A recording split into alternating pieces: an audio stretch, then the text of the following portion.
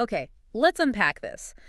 We've got a really interesting stack of sources today, all centered around store atmosphere. Yeah, that feeling you get, right, when you walk into a shop, or maybe even just land on a website. Exactly. And it's not just about, pretty colors or nice music No, it goes much deeper. It's about how the environment is consciously designed. and how that design influences, well, everything, how you feel, what you end up buying. Absolutely. Our main source today is this really comprehensive, systematic literature review. Okay.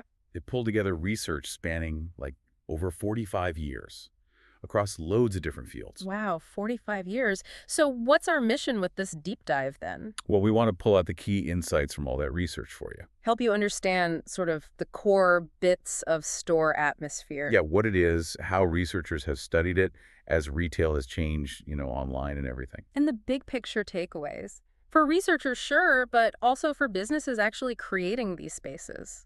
Exactly. That's the plan. This review we're leaning on, it was published in the Journal of Business Research back in 2022. Okay. And they didn't just skim the surface. They analyzed 190 peer-reviewed articles. 190. Wow. Yeah, published between 1974 and 2021.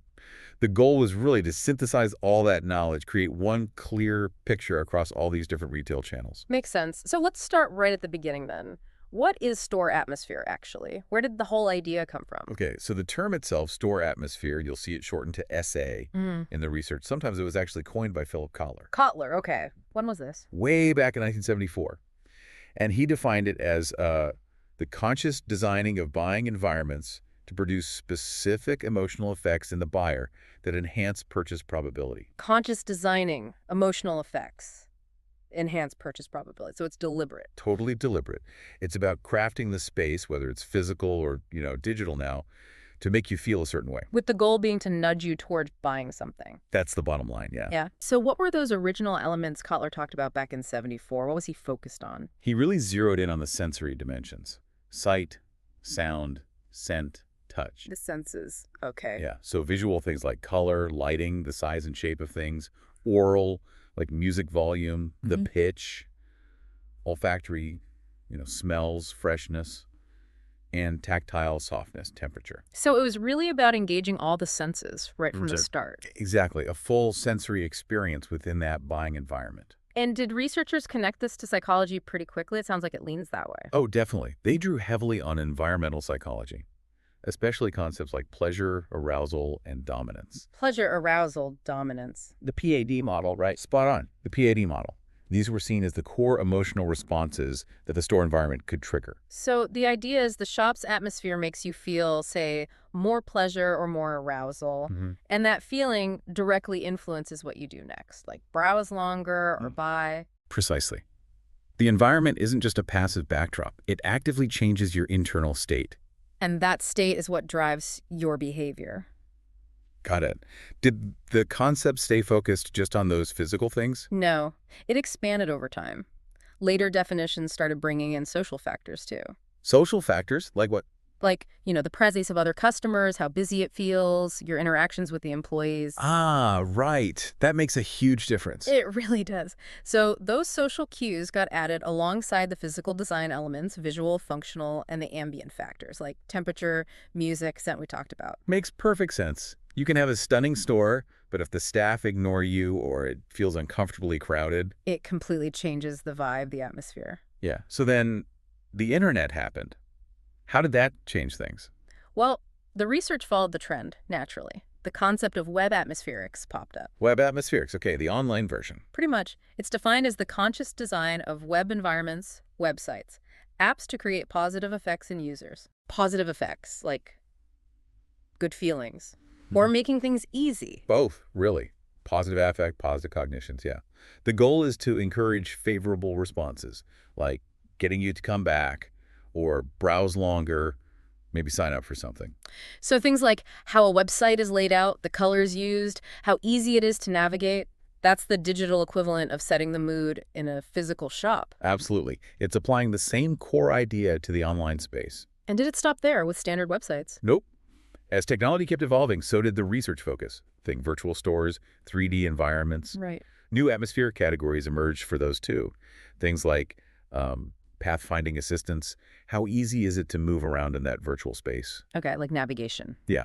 And the overall design of the virtual environment itself, how products are presented in 3D. So the core concept just kept adapting. Exactly. What this big review really highlights is how the definition, the components of store atmosphere, they've continually evolved across all these channels. Brick and mortar, 2D online, 3D online, mobile, even VR and AR now. It's fascinating how that central idea has proven so durable and adaptable.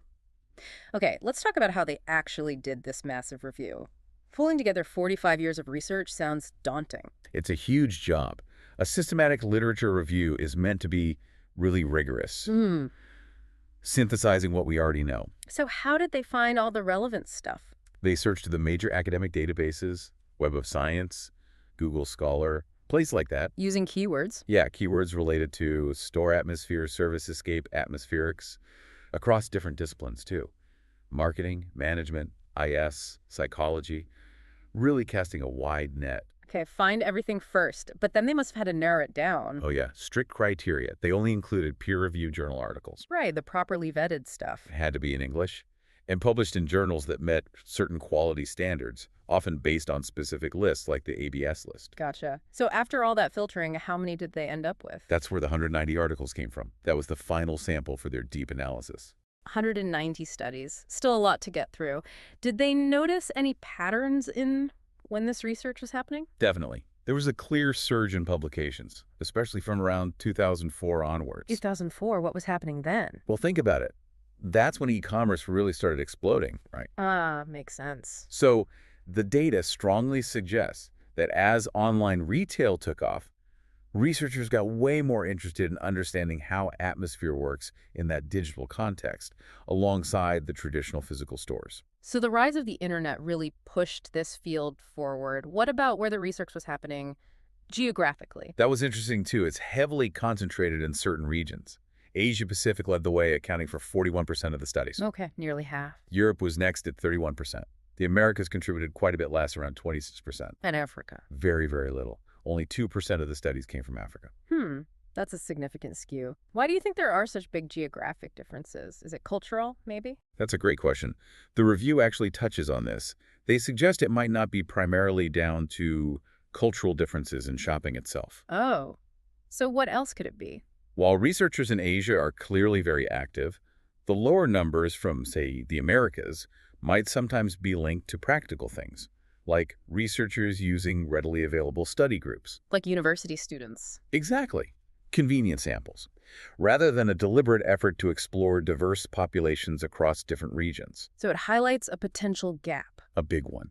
We really need more research from underrepresented regions, especially Africa, to see if these atmospheric effects play out differently based on cultural context or other local factors. So it might be more about where the researchers are, not necessarily fundamental differences in how people react to atmosphere worldwide. That's an important nuance. It is. It tells us something about the research landscape itself. What about how these studies were done? What kind of methods did they mostly use? Overwhelmingly quantitative. They focused on measuring things using numbers. Okay, so surveys, experiments. Spot on. Surveys were the most popular, used in just over 40% of the studies. And experiments, where they change one thing like the music or website color and see the effect, were a close second at nearly 38%. So lots of studies trying to measure responses or test if changing one specific atmospheric thing impacts something else, like purchase intention. Precisely. And they used statistical techniques to analyze that data. Things like semi-structural equation modeling. Right, that helps map out complex relationships between lots of factors. Exactly. That was used in 59 studies. And ANOVA, which lets you compare the average outcomes between different groups, was also common. Okay, so methods good for finding relationships and comparing groups. What about digging deeper into the why? The consumer's actual experience. That's a really interesting point the review makes. Qualitative research methods, things like in-depth interviews, focus groups, case studies that really explore why people feel or act a certain way, were surprisingly uncommon. Really? How uncommon? Well, interviews were only used in about 11% of the studies. Case studies in just over 4%. Wow, that's low. It is. It means we have a lot of data on what factors influence behavior, quantitatively speaking, but perhaps less rich, deep insight into the personal reasons and nuances behind those responses, at least from this specific body of work they reviewed. That seems like a missed opportunity for understanding the experience. It's definitely flagged as a gap. And there was something else completely missing, wasn't there? Yes, they pointed out a total lack of longitudinal studies in their sample, Right. Studies that track the same people or effects over a longer period of time. which seems crucial if you want to understand stuff like customer loyalty or how atmosphere affects repeat visits over months or even years. You don't get that from a one-off survey. Exactly. You only get a snapshot in time. It's a definite area needing future research. Okay, right. Let's get into the really good stuff now, the actual findings. This review found, what was it? 208 different variables linked to store atmosphere. Yeah, a staggering number. 208 variables. How on earth did they make sense of all that? It sounds like chaos. That's where their categorization, their framework, becomes really useful. They grouped these variables based on the role they play. Okay, what roles? Antecedents, mediators, moderators, and outcomes. Antecedents, mediators, moderators, outcomes. Can you break that down? Sure. Think of it like a chain reaction. Antecedents are the things that started off the elements in the store or website environment. Okay, the causes. Right. Mediators are the things that happen in between, usually inside you, like your emotional or cognitive response prompted by the antecedents. The internal reaction. Exactly. Moderators are factors that change the strength of that relationship. Like the atmosphere might affect younger people differently than older people. Things that influence the influence. Good way to put it. And outcomes are the end results, your behavior, your feelings, your intentions. Got it. So let's walk through those. What were the key antecedents they found? The environmental triggers. The most studied ones were the specific store atmospheric cues themselves. Think lighting, music, scent again. Also, store layout was big. How the store is physically arranged. Yeah. Store ambient cues generally and website design were also heavily researched antecedents. Makes sense for the online world. Definitely. Other factors popping up frequently were things like store aesthetics, the overall store image or brand perception, store design specifics, physical attributes, the servicescape, and even human variables. Human variables like? Other customers, the number of them, their behavior and interactions with employees, all those are starting points. Okay, so basically everything you encounter. Now, how does it work? What are the mediators, the stuff happening inside us? This is where those emotional dynamics, like we talked about with PAD, really come into play. Pleasure and arousal were very frequently studied as mediators. So the store doesn't just make you buy something directly? Usually not. It works indirectly. The environment influences how you feel your level of pleasure, your level of arousal or excitement. And those feelings then drive your subsequent behavior, like deciding to stay longer or make a purchase. So feelings are the bridge. They often are.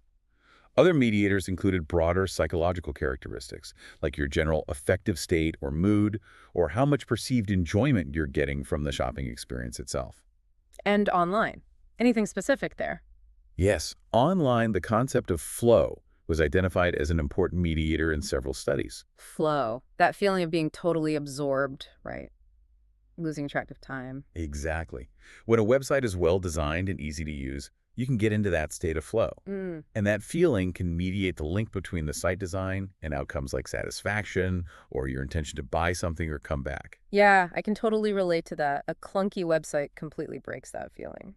Okay, so environment and point, internal state, action. But you said it doesn't affect everyone the same way. What are the moderators? Right, moderators change that relationship. Common ones studied were demographics, gender, and age came up quite a bit. So men and women, or different age groups, might react differently to the same atmosphere. The research suggests they might. Yeah. Also, your own psychological state matters. Are you shopping with a specific goal, like you need to buy a gift?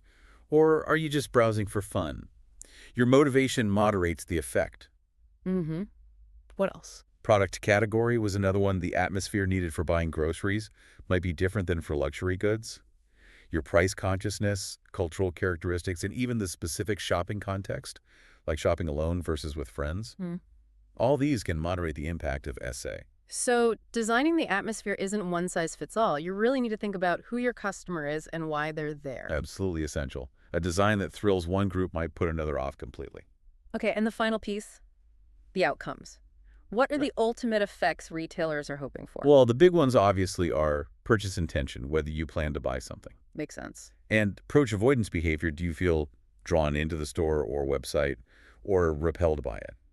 Do you want to explore more or leave. Right. Stay or go. And related to that, retail or store patronage, basically. Yeah. Do you actually visit the store or revisit it? The actual footfall or clicks. Exactly. Those were very frequently studied. Yeah. But it's not just about the final purchase. Yeah. What else? Remember those internal states, the mediators?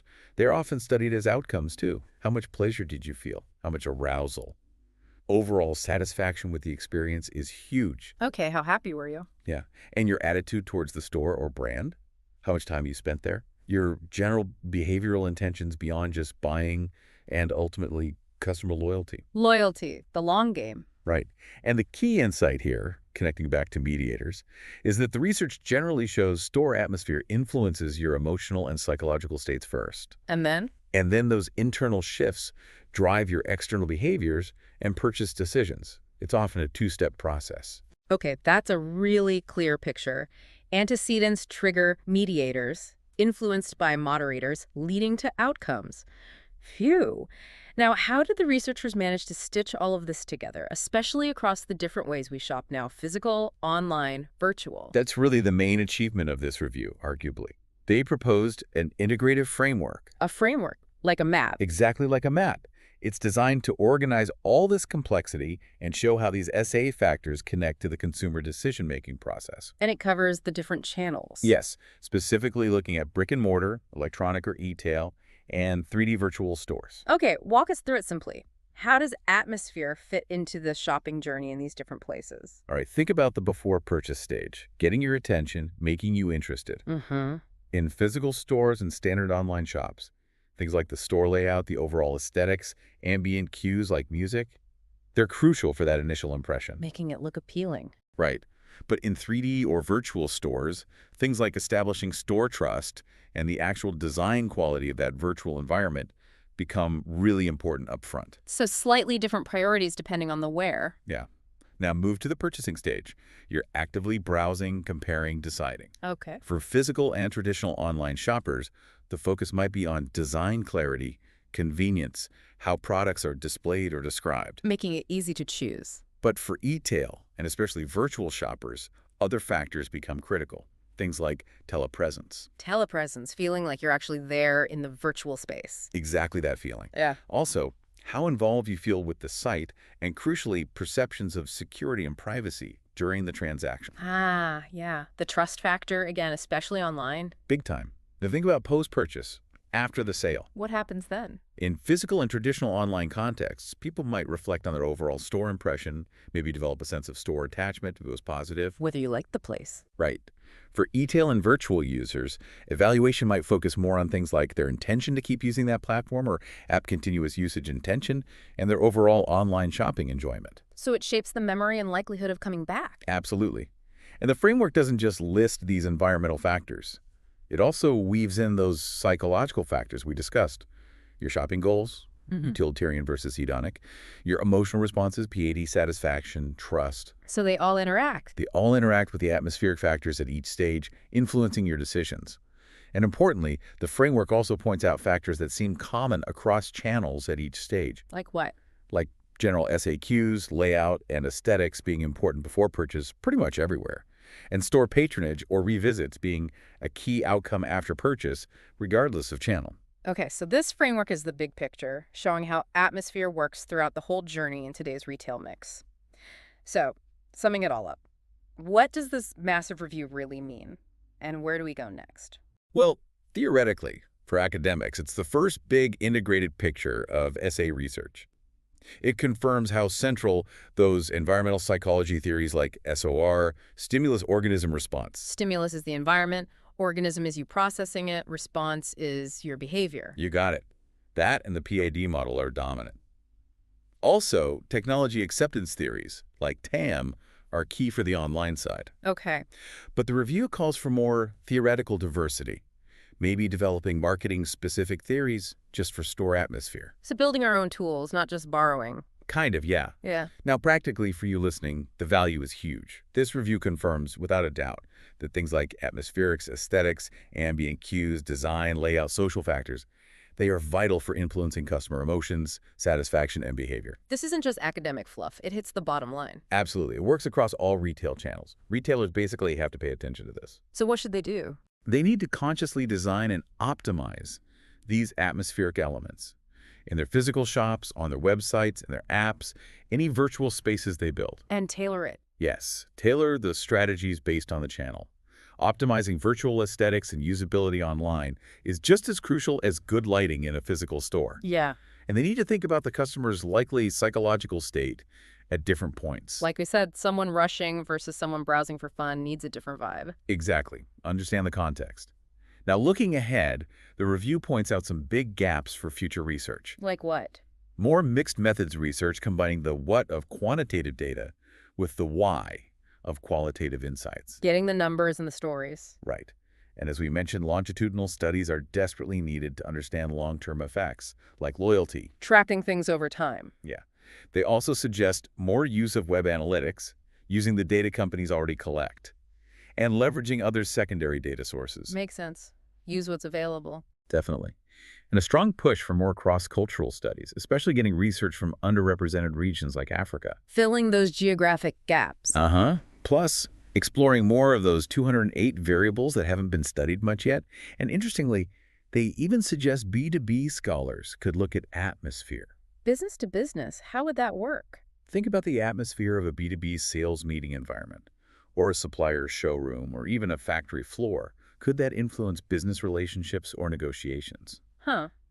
That's a really interesting extension beyond just consumer shopping. It is. So the takeaway is, even after 45 years, there's still so much more to learn and explore about how our environments shape us. Yeah, it sounds like this review maps out a solid foundation, but also reveals a whole frontier still waiting. Absolutely. Lots of exciting directions for future work. So we've really gone deep into this world of store atmosphere today. We've seen how an idea born for physical stores is just as critical, maybe even more complex, online and in virtual spaces. Yeah, tracing its evolution has been fascinating. We've unpacked the specific elements, the sights, sounds, layouts, even the other people around.